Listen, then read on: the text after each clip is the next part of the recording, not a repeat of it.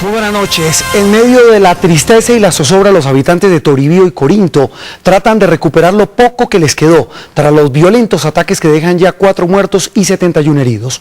Unas 500 edificaciones resultaron afectadas tras los atentados a estas poblaciones del Cauca. Rechazo entre autoridades y habitantes de Toribío, Cauca, produjo el atentado terrorista de las FARC contra la estación de policía, que dejó 4 personas muertas, 60 heridas y al menos 364 edificaciones afectadas.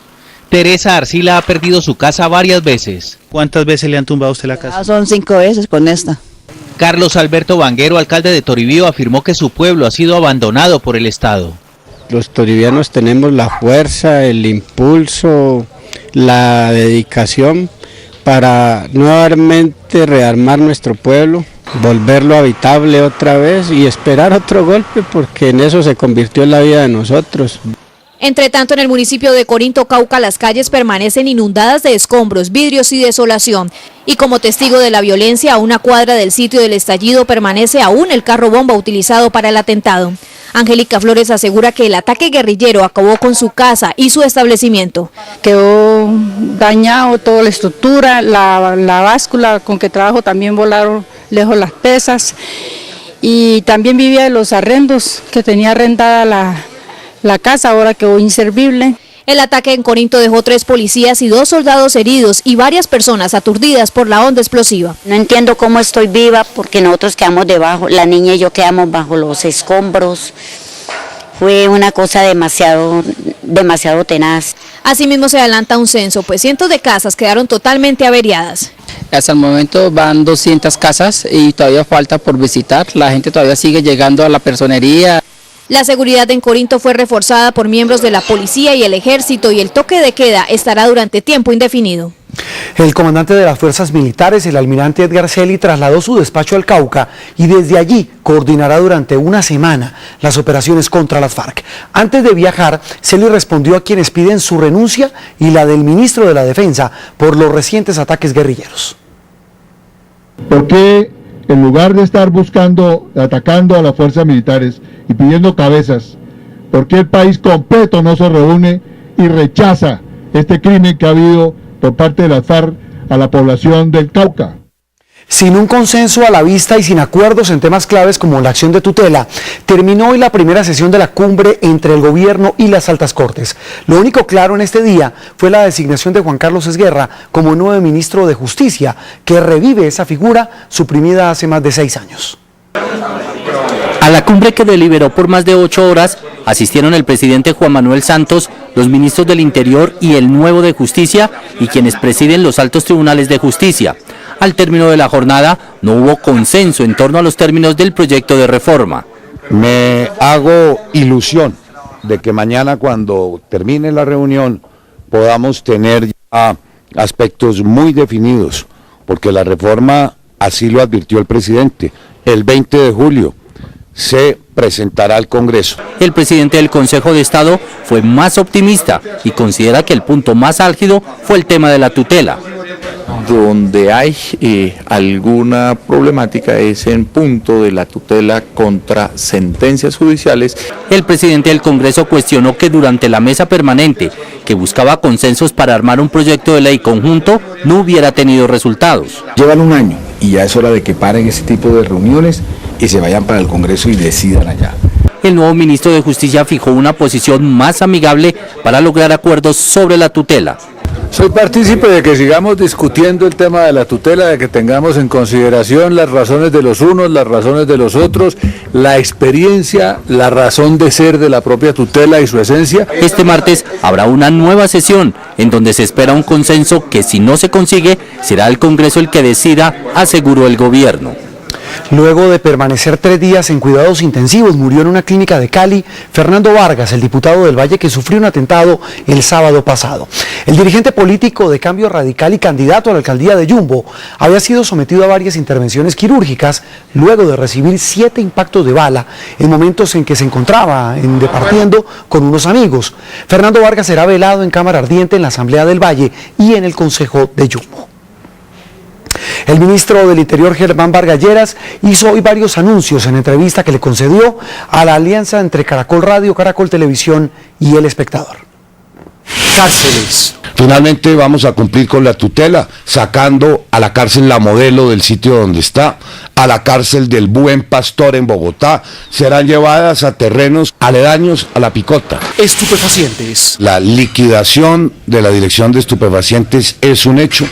Las funciones en materia de lucha contra las drogas serán asumidas por el nuevo Ministerio de Justicia. Reforma política. La reforma política esta semana, si es sancionada, regirá para las elecciones de octubre. Podrán hacerse consultas interpartidistas, podrán hacerse coaliciones para la inscripción de los candidatos a alcaldías y a gobernadores. 3 testigos fueron escuchados hoy en el proceso que adelanta la Procuraduría contra el senador Iván Moreno por el llamado carrusel de la contratación. Los exasesores del grupo Nule, Omar Ferreira y Jorge Pino Ricci, coincidieron en afirmar que avisaron a sus clientes sobre la necesidad de ceder los contratos ante los retrasos en las obras. Entre tanto, el excontralor Miguel Ángel Morales Rusi, destituido por los mismos hechos, aseguró que hizo las advertencias sobre las irregularidades en los contratos de la malla vial de Bogotá. Y como consecuencia de ello pasé la obra. Verifiqué y constaté el indudable atraso de la obra. Y así se lo manifesté a mis clientes. Las multas se aplicarán porque no habrá posibilidad de allanarse. Serán sancionados y la consecuencia después de 3 multas o 4 será indudablemente una caducidad. Un fiscal delegado ante la Corte Suprema ordenó investigar al jurista Carlos Arturo Gómez Pavalló por presuntas irregularidades en las que pudo incurrir cuando se desempeñó como viceprocurador general de la Nación. Según la Fiscalía, la petición surgió por las investigaciones del carrusel de la contratación en Bogotá.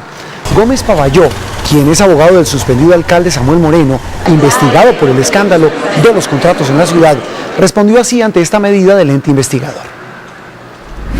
No veo cómo puedan involucrarme a mí como viceprocurador con una investigación que por demás no existía en esa época. La investigación contra los funcionarios del IDU y contra el alcalde comenzaron el año pasado.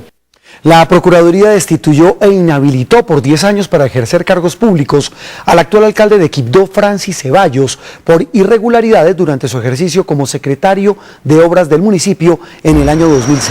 Según el Ministerio Público, Ceballos actuó como delegado del alcalde de la época sin estar legalmente facultado en la Junta Directiva del Hospital de Quibdó, Ismael Roldán Ferreira.